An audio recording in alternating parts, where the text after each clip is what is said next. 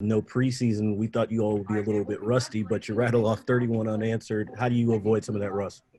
Well, I mean, this is a very it's a group that's been together for a while now, and we know, especially on the offensive side, we know the intentions of the play caller. You know, that's the biggest thing, is understanding what Coach Reed and Coach Bieniemy are dialing up for us, so that we can paint a picture for Patrick and execute the plays, man.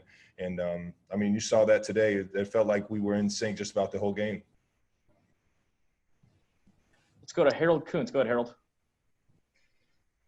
Travis, I'll ask you about the moment before the game where you guys held hands and a sign of unity at the goal line, and then obviously with the Texans. What were the discussions did you have any discussions with the Texans before that? And what was the final analysis of, how you feel it all went? Well, I want to first off thank Clark Hunt and the organization, Kansas City organization, for allowing us and supporting us to do whatever we felt was the right thing to do. And as a staff, as us in Kansas City, we came and we told everybody that we had the support from everybody to do exactly what you felt was the right thing to do, whether you wanted to kneel for the anthem, stay in the locker room. And that was kind of that was communicated with the Houston Texans, and that we fully respect what the Houston Texans did. And that's why when it came out for the moment of silence, we all locked arms for that moment as well. So let's go to Nate Taylor. Go ahead, Nate. Hey, Travis, good to see you, man. First game with fans in the building in a pandemic, just what was it like to play in the environment, and what do you think of how Chiefs fans handled the situation, given they had two practices to sort of ramp up for this? Man, we were rocking, man. We were out there rocking. I don't know if you heard the first third down for the Texans, man, but they couldn't even communicate out there. We only had 20% of the stadium filled up, man. It was awesome. I can't thank Kansas City enough and Chiefs Kingdom enough for coming out and showing out like they did, man. We felt your presence today. Let's go to Cody Tapp. Go ahead, Cody. I wanted to ask you, Travis, just from a balance perspective, you guys were a little more run heavy today, but when you watch what you guys did offensively today, that gives you a sense of your guys' ability to just kind of use whoever's available that day on offense as far as what the defense gives you? Yeah, I mean, we just trust whatever Coach Reed is dialing up. Him and Coach Bieniemy, Coach Heck, our run game coordinator. All these guys are doing an unbelievable job of preparing us and scheming up the defenses, and they've been doing it for such a long time that we just go out there and we trust whatever they're dialing up, and whoever's job it is to make a play, we're making it for them. Let's go to Len Jennings. Go ahead, Len. Hey, Travis, congratulations on the win. What have you seen from Clyde Edwards-Helaire in practice and in camp that maybe translated into the game, that maybe, there's been so much hype about him coming into the season, and he really put on a show today?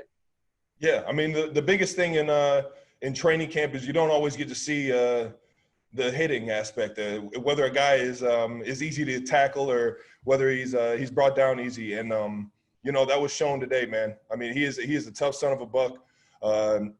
For how tall he is, man, he's got the strength of somebody my size, man. He runs the ball like no one I've ever seen at that size, and it's fun to play with, man. It's infectious when you see him out there playing his tail off and running his tail off. You want to go out there and block for him and make plays for him as well. We've got time for a couple more guys. Let's go Darren and then Pete. Go ahead, Darren. Travis, I see you got the whole Taco Thursday thing going right now, man, with the Color Me Bad Luck. Quick, look, speaking about Clyde Edwards-Helaire, how would you compare this team, as balanced as they look in week number one, compared to the 2018 team? Do you see this team as 2018 on steroids? And then also going back to the pregame stuff, did you all have any discussion on whether or not you were going to take a knee or not, or what was the discussion with you all locking arms versus taking a knee? I'll answer that one first. I think we had a few player meetings and let everybody know that that we had their back. You can go ahead and whatever you feel is the right decision in your heart, you have your brother's back and you have your brother's support on this team. And we made sure that everybody was comfortable in that area, and that they weren't going to get backlash from anybody on this team for doing that.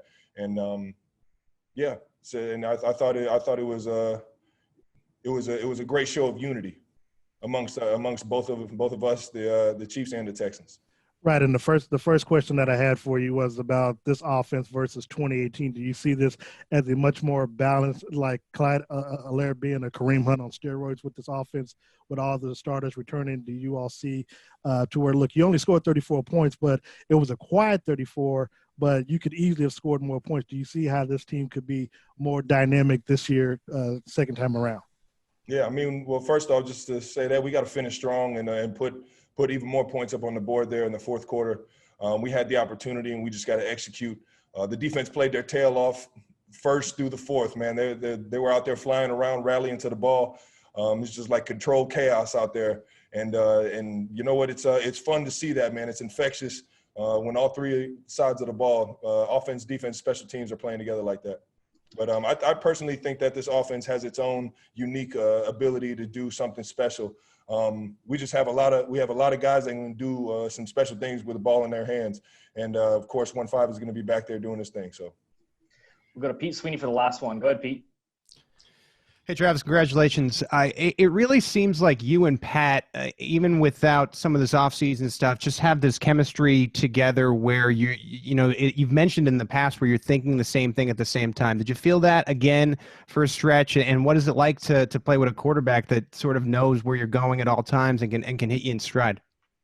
Well, I mean, it's just a lot of work, man. It's a lot of time put in and a lot of reps put in during training camp and over the offseason.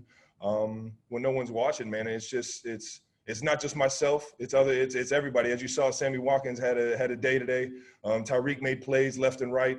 DeMarcus had a lot of opportunities, made some big plays for us as well. And it's just whoever's opportunity it is to make a play when the ball's in the air. You know what I mean? We're pretty confident that we got the guys to do that.